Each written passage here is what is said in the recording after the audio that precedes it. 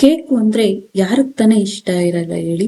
ಆದ್ರೆ ಈ ಕೇಕು ಮಾಮೂಲಿ ಕೇಕಿಗಿಂತ ಹೆಚ್ಚು ರುಚಿ ಅಂತಲೇ ಹೇಳ್ಬೋದು. ಹಾಯ್ ಹಲೋ ಎಲ್ಲರಿಗೂ ನಮಸ್ಕಾರ. ಜ್ಯೋತಿ ಪಾಕಶಾಲೆಗೆ ತಮ್ಮೆಲ್ಲರಿಗೂ ಸ್ವಾಗತ.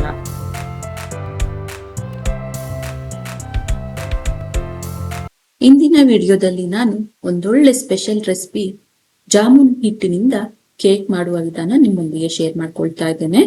ಸ್ಪೆಷಲ್ ಆಗಿ ರೆಸಿಪಿ ಮಾಡಬೇಕು ಅಂದಾಗ ಅಥವಾ ಜಾಮೂನು ಹಿಟ್ಟಲ್ಲಿ ಜಾಮೂನ್ ತಿಂದು ಬೇಜಾರಾದಾಗ ಈ ರೀತಿ ಕೇಕ್ ರೆಸಿಪಿನ ಟ್ರೈ ಮಾಡಿ. ಮಕ್ಕಳಿಗಂತೂ ತುಂಬಾನೇ ಇಷ್ಟ ಆಗುತ್ತೆ ಅಂತ ಹೇಳ್ಬೋದು. ಮಕ್ಕಳಿಗೆ ಅಂತಲ್ಲ, ದೊಡ್ಡವ್ರಿಗೂ ಸಹ ತುಂಬಾನೇ ಇಷ್ಟ ಆಗುತ್ತೆ ಈ ಕೇಕ್ ರೆಸಿಪಿ ಅಂತೂ.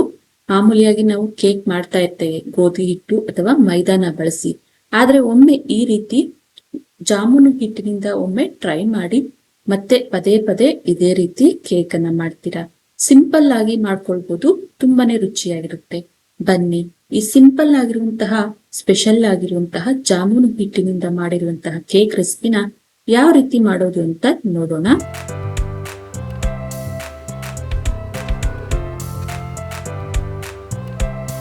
ಮೊದಲಿಗೆ ನಾನಿಲ್ಲಿ 3/4 ಕಪ್ ಆಗುವಷ್ಟು ಜಾಮೂನು ಹಿಟ್ಟನ್ನ ತೆಗೆದುಕೊಂಡಿದ್ದೇನೆ. ಈ ಜಾಮೂನು ಹಿಟ್ಟು ಯಾವುದೇ ಬ್ರ್ಯಾಂಡ್ ಆಗಿರ್ಬೋದು ತೆಗೆದುಕೊಳ್ಬಹುದು ನಾವು. ನಾನಿಲ್ಲಿ MTR ನ ತೆಗೆದುಕೊಂಡಿದ್ದೇನೆ.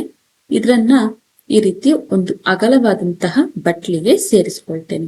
ಅನಂತರ ಇದಕ್ಕೆ 1/4 ಟೇಬಲ್ ಸ್ಪೂನ್ ಆಗುವಷ್ಟು ಬೇಕಿಂಗ್ ಪೌಡರ್ ಅನ್ನ ಸೇರಿಸಿ ಒಮ್ಮೆಲೆ ಇದೆಲ್ಲವನ್ನ ಚೆನ್ನಾಗಿ ಮಿಕ್ಸ್ ಮಾಡಿ, ನಂತರ ನಾನಿಲ್ಲಿ ಜಾಮೂನು ಹಿಟ್ಟನ್ನ ತೆಗೆದುಕೊಂಡಿರುವಂತಹ ಬಟ್ಲಲ್ಲೇನೆ ಕಾಯಿಸಿ ತಣ್ಣಗಾಗಿರುವಂತಹ ಹಾಲು 1 ಬಟ್ಲಾಗುವಷ್ಟು ತೆಗೆದುಕೊಂಡು ಸ್ವಲ್ಪ ಸ್ವಲ್ಪನೇ ಹಾಲನ್ನ ಸೇರಿಸಿ ಈ ಕೇಕ್ ಬ್ಯಾಟರ್ ಅನ್ನ ರೆಡಿ ಮಾಡ್ಕೊಳ್ಬೇಕಾಗುತ್ತೆ.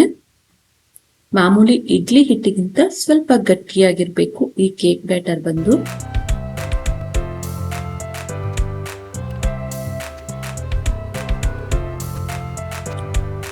ನೋಡ್ಬೋದು, ಈ ಹದಕ್ಕೆ ನಾವು ಈ ಕೇಕ್ ಬ್ಯಾಟರ್ ಅನ್ನ ರೆಡಿ ಮಾಡ್ಕೊಳ್ಬೇಕಾಗುತ್ತೆ. ಒಮ್ಮೆಲೆ ಹಾಲನ್ನ ಸೇರಿಸ್ತೇನೆ, ಸ್ವಲ್ಪ ಸ್ವಲ್ಪನೇ ಹಾಲನ್ನ ಮಿಕ್ಸ್ ಮಾಡ್ತಾ ನಾವು ರೆಡಿ ಮಾಡ್ಕೊಳ್ಬೇಕು ಈ ಕೇಕ್ ಬ್ಯಾಟರ್ ಅನ್ನ.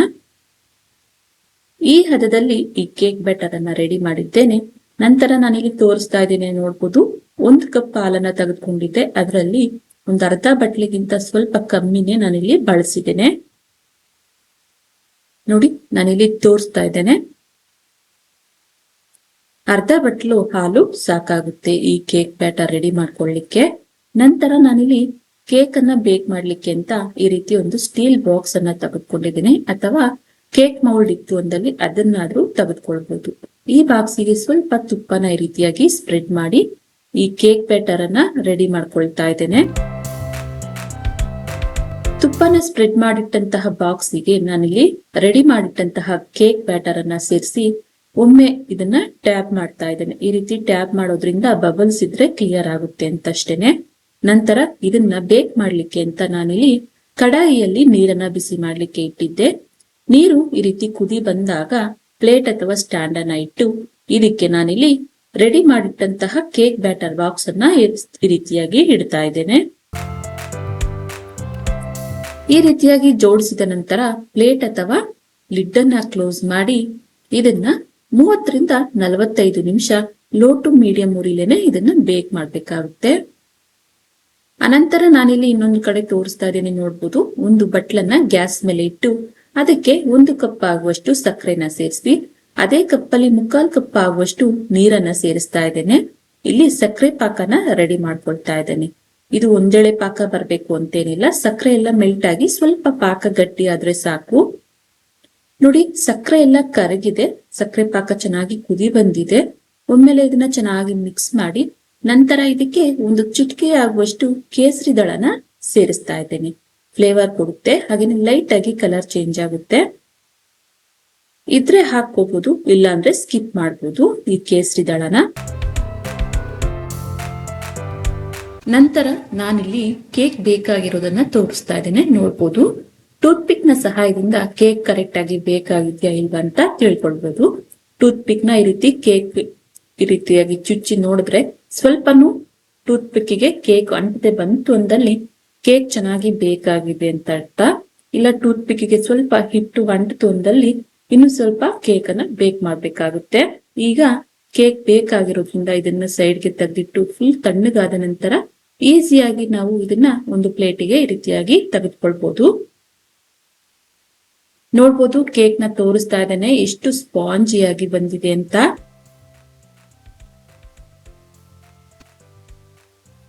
ಈಗ ಇದನ್ನ ಯಾವ ಶೇಪಿಗೆ ಬೇಕೋ ಆ ಶೇಪಿಗೆ ಕಟ್ ಮಾಡ್ಕೊಳ್ಬಹುದು. ನಾನಿಲ್ಲಿ ಮಾಮೂಲಿಯಾಗಿ ಸ್ಕ್ವಯರ್ ಶೇಪ್ ಅಲ್ಲಿ ಕಟ್ ಮಾಡ್ತಾ ಇದ್ದೇನೆ. ಇದೇ ರೀತಿ ಕಟ್ ಮಾಡ್ಬೇಕು ಅಂತೇನಿಲ್ಲ.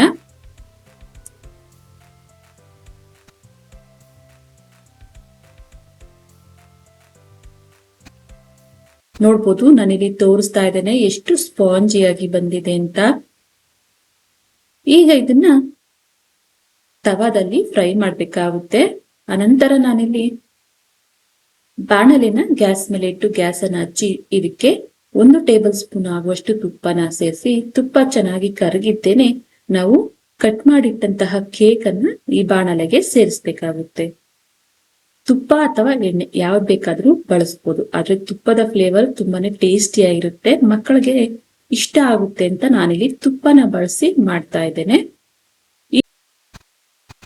ಈ ರೀತಿಯಾಗಿ ತುಪ್ಪದಲ್ಲಿ ಕೇಕ್ ಅನ್ನ ಈ ರೀತಿಯಾಗಿ ಫ್ರೈ ಮಾಡೋದು ಇಷ್ಟ ಆಗಲ್ಲ ಅಂದವರು ಕೇಕ್ ಬ್ಯಾಟರ್ ರೆಡಿ ಮಾಡ್ಬೇಕಾದ್ರೇನೆ ಅದಕ್ಕೆ ಸ್ವಲ್ಪ ಸಕ್ಕರೆನ ಸೇರಿಸಿ ನಾವು ಕೇಕ್ ಬ್ಯಾಟರ್ ಅನ್ನ ರೆಡಿ ಮಾಡಿ ಬೇಕ್ ಮಾಡ್ಕೊಂಡಿವಿ ಅಂದಲ್ಲಿ ಹಾಗೇನೆ ಕೇಕ್ ಅನ್ನ ನಾವು ಸರ್ವ್ ಮಾಡಬಹುದು. ಆದ್ರೆ ಈ ರೀತಿ ಟ್ರೈ ಮಾಡಿ ತುಂಬಾನೇ ರುಚಿಯಾಗಿರುತ್ತೆ. ನೋಡಿ, ತುಪ್ಪದಲ್ಲಿ ಸ್ವಲ್ಪ ಈ ರೀತಿ ಫ್ರೈ ಆಗಿದ್ದೇನೆ ಗರಿ ಗರಿ ಆಗುತ್ತೆ. ಈಗ ಇವೆಲ್ಲವನ್ನ ಟರ್ನ್ ಮಾಡ್ಕೊಳ್ತಾ ಎಲ್ಲ ಕಡೆ ಚೆನ್ನಾಗಿ ಈವೆನ್ ಆಗಿ ಕುಕ್ ಆಗೋ ರೀತಿ ಇವನ್ನ ಫ್ರೈ ಮಾಡ್ಕೊಳ್ಬೇಕಾಗುತ್ತೆ.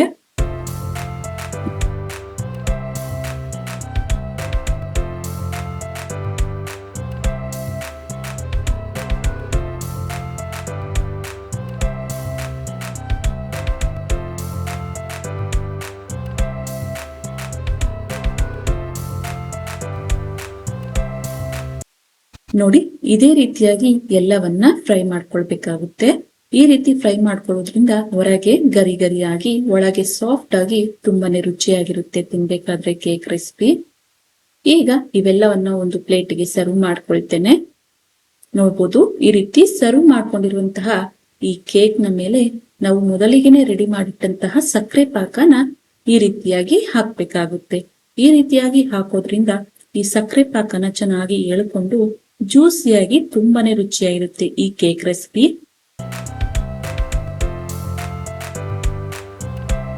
ನೋಡ್ಬೋದು ಎಷ್ಟು ಕಲರ್ಫುಲ್ ಆಗಿ ಕಾಣ್ತಿದೆ ಅಂತ.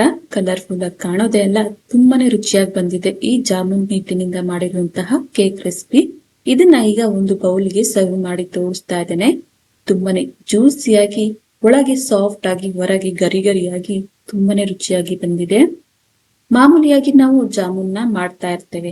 ಜಾಮೂನ್ ತಿಂದು ಬೇಜಾರಾದಾಗ ಒಮ್ಮೆ ಈ ರೀತಿ ಜಾಮೂನ್ ಹಿಟ್ಟಿನಿಂದ ಕೇಕ್ ರೆಸಿಪಿನ ಟ್ರೈ ಮಾಡಿ. ಮಕ್ಕಳಿಗಂತೂ ಫೇವ್ರೆಟ್ ಆಗುತ್ತೆ, ಹಾಗೇನೆ ತುಂಬಾನೇ ಇಷ್ಟಪಟ್ಟು ತಿಂತಾರೆ.